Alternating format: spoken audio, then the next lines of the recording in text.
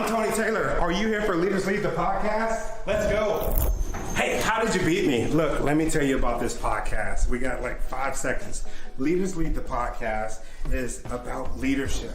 Not just the leader without, but the leader within. All of these leaders that I'm talking to across the country, well, across the world now, they have one thing in common, and that's that they have overcome some insurmountable obstacles to get to where they're at today. Come on, let's go.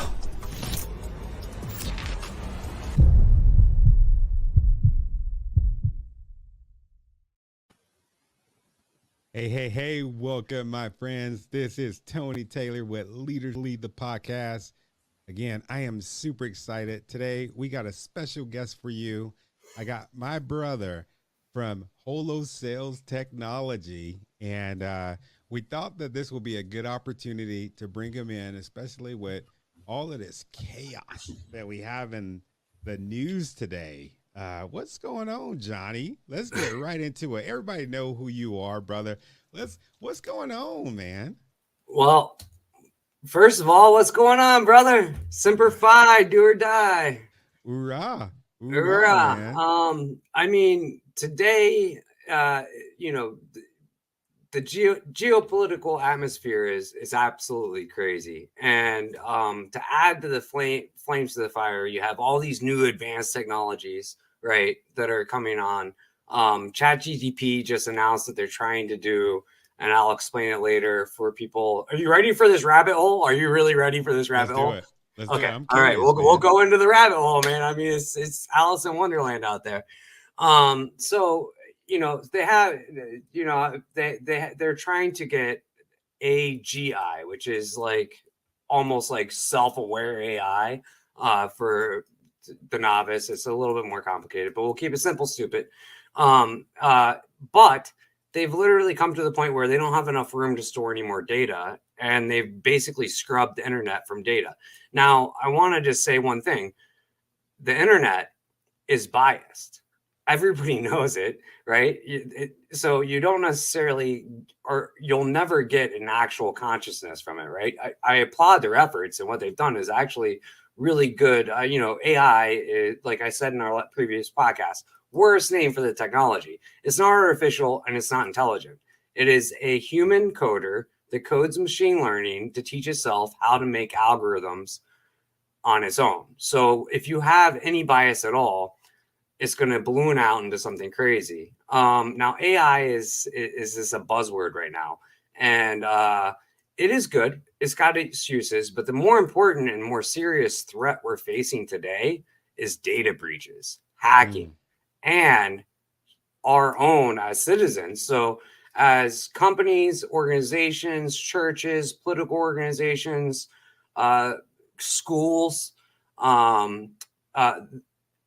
their personal data, their personal information is being just stolen left and right. I mean, it's gotten to the point where it's multiple daily major data breaches and major corporations. And our DOD has been hacked.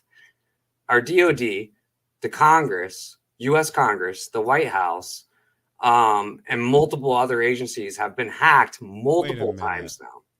Did you say the DOD?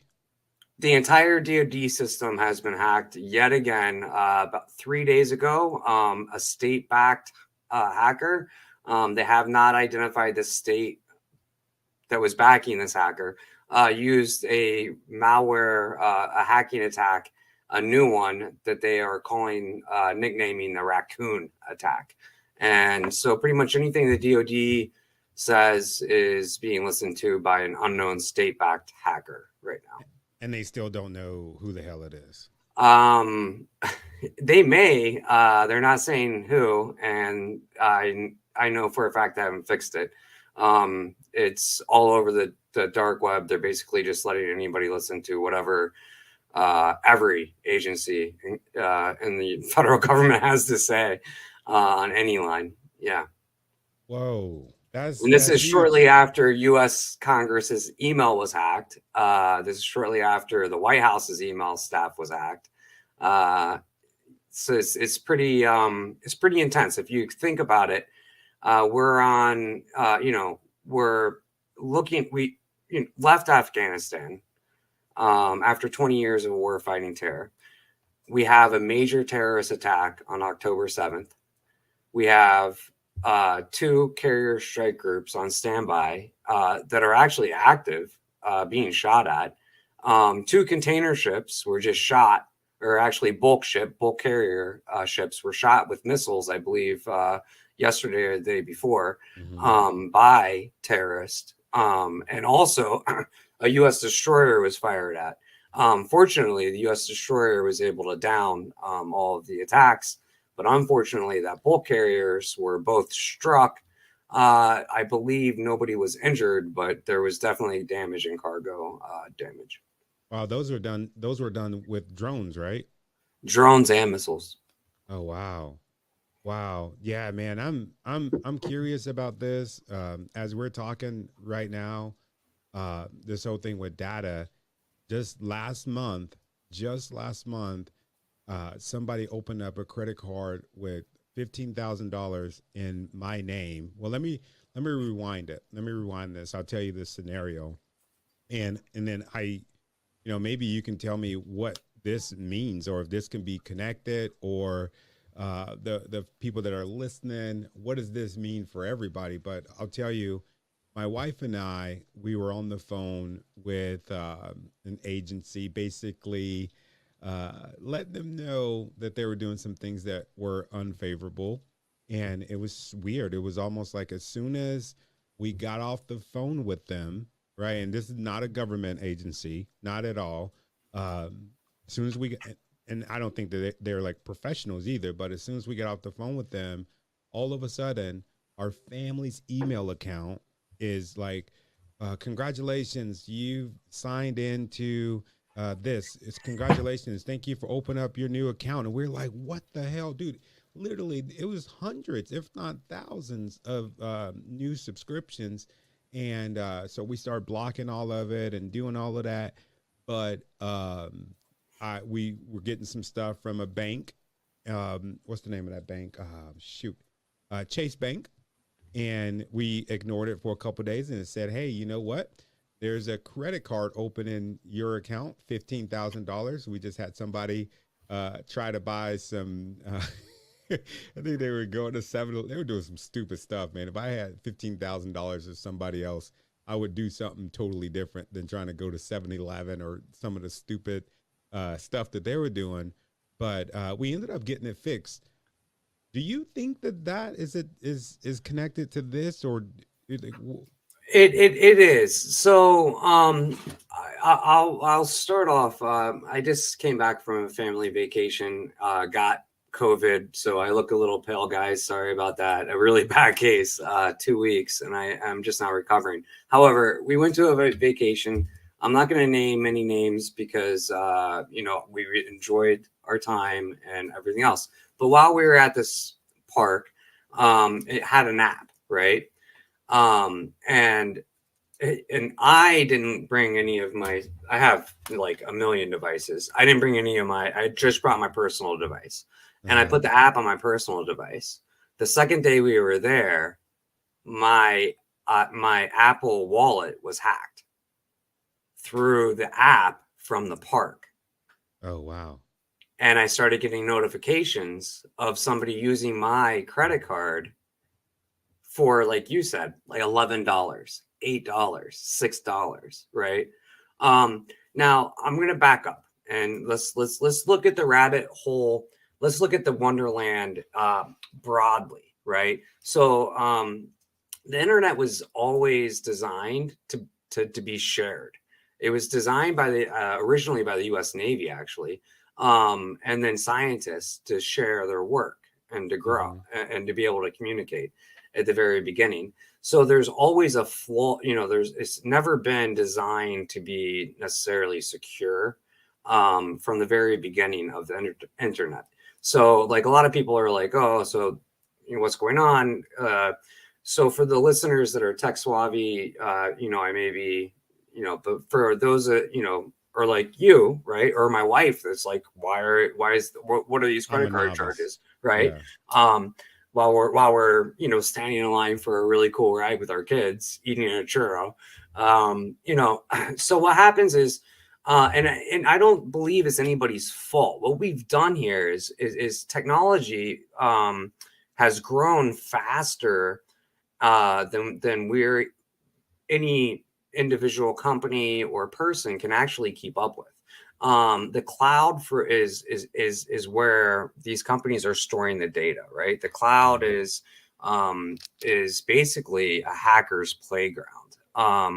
So, for example, GTP, we'll stop naming names. All of these companies, right? They actually, their data is on a cloud, right? A cloud server.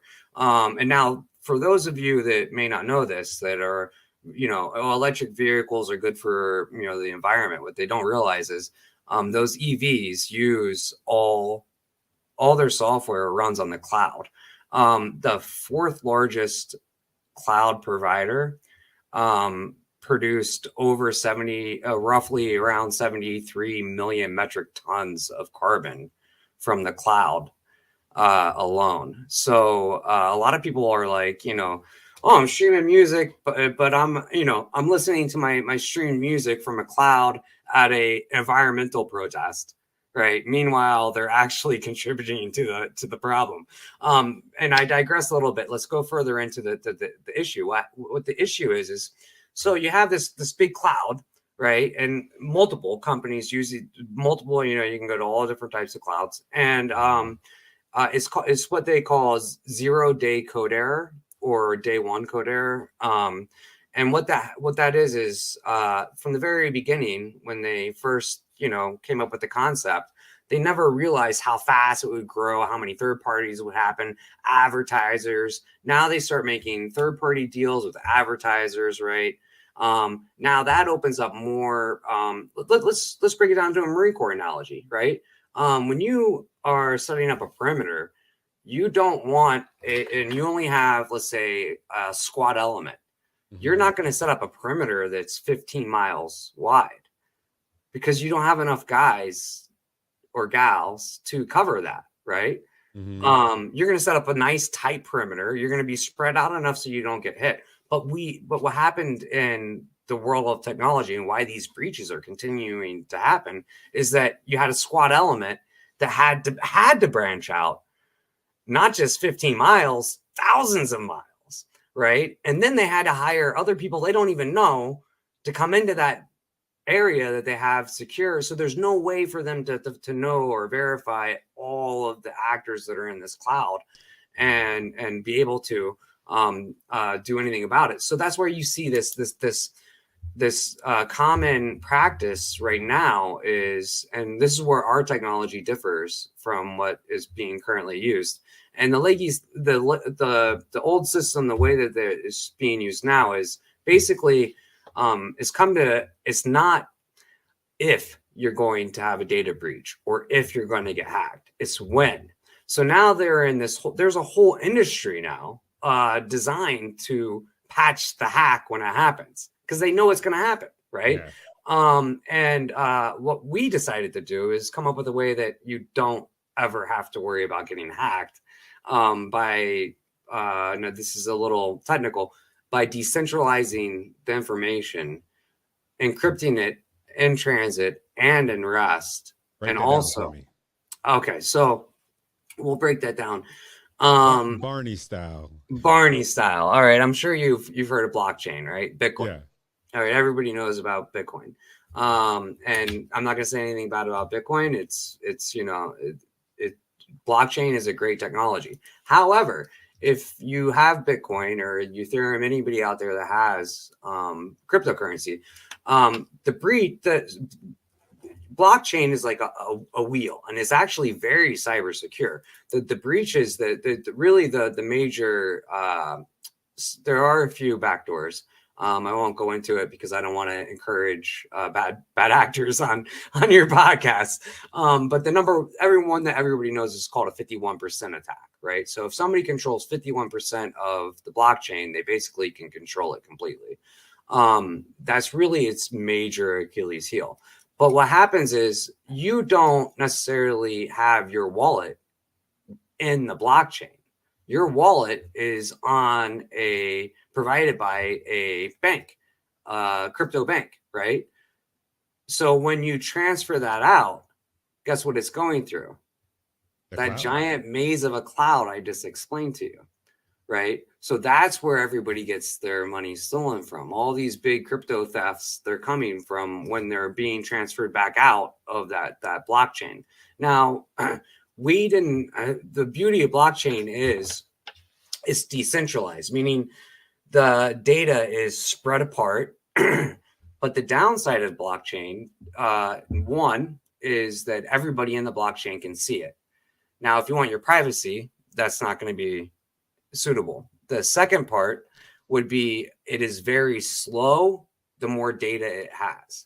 And you can do permission blockchain to try to have privacy. And all permission blockchain does is add spikes to the wheel that actually make the wheel grind slower, right? So the more data you put into it, the larger the wheel is. So the longer the rotation it is. So what we've come up with as a solution is decentralized data, just like a blockchain, but without using blockchain. We've, Colonel Sanders wouldn't tell you how he made his chicken, so I'm not going to tell you how we did it, but we did it. What we've done is we've decentralized the data, we've encrypted it, and encrypted means that it can't be seen. It's like mumbo jumbo, except for the people that are communicating, right? Oh, you mean like those apps that they have on the phone that are encrypted? Is that what you're talking about? Is it kind of like that? Yes, that is exactly what it is. Now, I'm not going to call out any names, but those are only encrypted in transit. They're not encrypted in rest. And what happens is, so you're on one of those apps, let's just say, and me and you are talking. Yeah. And actually, I have proof of this on 3 different. Telegram just got hacked, so I can say that out loud because it's in the news and they're facing lawsuits. Telegram has been breached, and this is how these things are being breached. It's only encrypted in transit, and so what happens is I make that message. It goes into a data encryption packet, right? And then it goes to a server. Guess where the server is, Tony? The cloud. Bingo. How is that? So how can people say that this stuff is safe? Because I would imagine that, like, when you say that it's in transit, that means that it's on its way to the cloud. So that's encrypted. But once it gets to the cloud, right? And tell me if I'm getting this right. Once it gets to the cloud, then all bets are on. Yeah, basically. So you have an encryption packet, right? So I'm not gonna say the company. It's a very large company, very popular messaging company. People think they're secure, but the problem is the company knows the encryption, and when it gets to their server, they actually can extract what they can see and hear everything you say, and then sell that to advertisers. And I'm not going to blame the company, because what's happened is these companies, their business models are based on advertisement sales, as well as they can't offer. If you think that you can use a free communication device and you're not being listened to, I got a chunk of the Brooklyn Bridge I'll sell to you.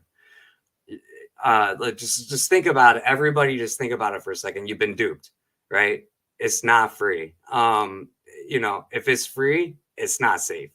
What are you willing to pay so that you and your wife don't have to go through that again, right? What are companies willing to pay? There was a very large company, actually, I can say it, Clorox got hacked, and they lost. This is public knowledge. They lost lots of money, hundreds of millions of dollars of profit. They were down. They fired the CIO and gave the CEO a promotion for how they handled it. I would bet you $5 right now, give it a year or two, guess who's going to get hacked again? And guess who's going to get fired? Whoever they rehired for that position, right? So if you're a CIO, a CTO, or whatever, if you're in that area and you're looking for something, so you're not in a hot seat and you're not the one that gets fired when you get hacked, check our website out. We'll help you out. But that's generally what's happening is, these hackers are just, it's a playground now. I mean, Zoom bombing is literally a slang word. The University of Nebraska was having a forum on Zoom about the Ukrainian conflict when a few months after it broke out, and Russian hackers literally right there in front of the entire university started cursing in Russian and then throwing pornography up in the middle of the conference. To the point where high schoolers can Zoom bomb, right? And Zoom, if you read the terms of service, it literally will tell you anything you say and any data you share, they're allowed to sell to third parties. If you read the fine print, yes. Actually go on their website. It's right there in plain English. Like, people don't actually read, these, they just click, yes, I'll use it, and they don't realize what they're, this is what I do for a living, Tony, and I'm guilty. I got caught at a park on vacation. I kind of knew. I was like, that's why I didn't put it, I didn't bring in my work devices and just use my personal device. And I'm like, I'm on vacation. I'm going to go ahead and risk it for my kids' sake. And of course I got hit. But I knew immediately what to do. Fortunately, most people wouldn't. Which is why we do what we do. We want to be able to provide this technology to everything from small corporations, small businesses, organizations, companies. We don't care. We want to level the playing field. We want to get out of this vicious cycle of just basically, Roomba. If you have a Roomba out there, be careful. Vacuum cleaner, right? Yes. This is a little bit old news. I was actually on national television talking about this one. A woman had a Roomba and it was following her around and actually recorded her in the restroom nude, and those photos ended up on the internet on a pornography site. So like, we're walking around with this is actually very secure. This is one of our devices that we've stripped down. But if it wasn't, we're walking around with devices that are listening to us constantly. They know where we're at constantly. They see us constantly, even when it's powered off. I would encourage anybody, turn your phone off. Don't plug it in, turn it off. Turn it back on a few hours later and you'll see the battery's drained. Why is the battery dying if your phone's off, right? It's because it's listening to you. And it's not just phones. Alexa, Google, I forget what Google's is. I don't trust Alexa. Yeah. I don't trust anything. And smart TVs as well. There are more and more lawsuits about smart TVs invading privacy. And I'll go ahead and put the New Jersey Board of Education on blast here. My son came home with his Chromebook from school, and it gets a notification saying that it's tracking and listening and watching everything he does while he's at my house. Nothing I can really do about it because of the laws in New Jersey, but to me, that's a vagrant violation of Americans' Fourth Amendment right to privacy. We have a constitutional right to privacy, freedom of speech, and due process, right? And that's another, a whole nother rabbit hole we can go down. There was a day and age where law enforcement, and I'm a big supporter of law enforcement, especially local police departments and sheriff departments, and the federal bureau. I'm a 9/11 first responder. Go get those bad guys, right? But however, I am a Marine, and Marines are taught to do it with integrity, right? It doesn't matter if the other guy got more sleep and more food than you still beat him at the game, right? It's gotten to the point, and this is documented. The many agencies have been caught and now sued by going to Google, having apps installed. I'll name one right out of the gate.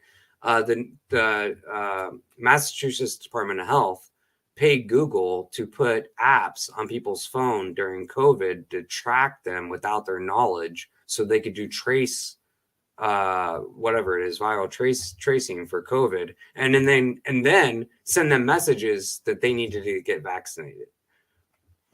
Wow. And people didn't know. And without the consent of the person. Oh, yes. There was a lawsuit. I'm not sure if it's complete, but it has been filed in law as a class action lawsuit against the Department of Health of Massachusetts. You can Google it. You can Google it if you believe what you read on Google anymore. So what's the solution to all this, man? This is some scary stuff. And I'll be honest with you, this isn't something that, like, I'm not like you. I don't know all of this stuff. And it's not something that I think about until I've been violated.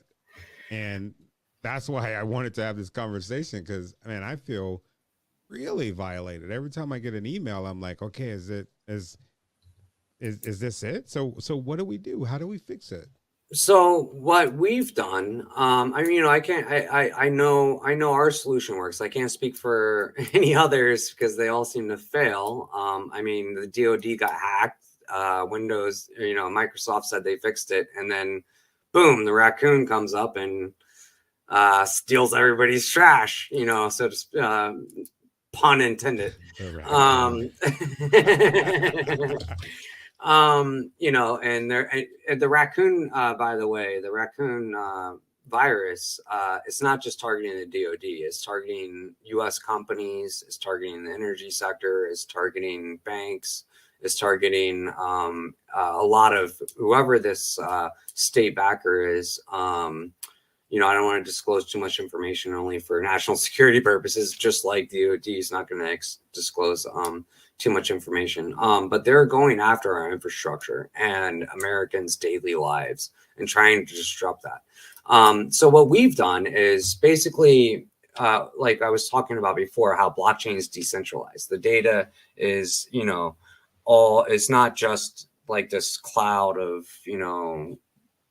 contract with third party and contract with this third party and that third party and that third, where you can't really do it's literally like a rain cloud, Tony, like water vapor bumping around, and there's no way you can trace each little piece of vapor. What we've done is we call it a Holo safe, because our name Holo means full in Greek, a full cell, right? So we call it a Holo safe. And the way we've designed it is the app itself never stores data. So the app on our phone, if you were to get ours, right? Mm-hmm. I open up my app. I'm not going to show the screen. Well, I'll just do a quick. I have it broken down in groups. I have chats. I can make phone calls. I can do video conferences. I can do.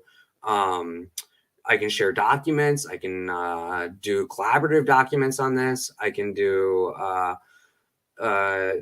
whiteboard. I can do, name it. I can do logistical tracking of anything. Pretty much every back office and front office need you need. And even in personal communications is right here on this app. But the app never has the data. What happens is the app is just the conduit, right? I have my own safety deposit box. The app only, so I say, I'm user, I like the number 3, right? We'll use 369, right? You're user 6, right? Mm-hmm. And my son Cody, who actually knows how to Zoom bomb, and is only 12 years old, which is kind of scary. Yeah. Oh, and it can also get into Google Docs, by the way. So if you're using Google Docs, my 12-year-old son can people send me Google Docs all the time. I'm like, I'm not clicking on that, dude.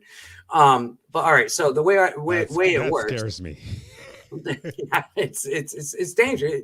I mean, I'm smiling only because it's funny because it's true, but it is disheartening and it's very scary because right now we have the Horn of Africa. We have multiple countries literally trying to figure out how to stop this.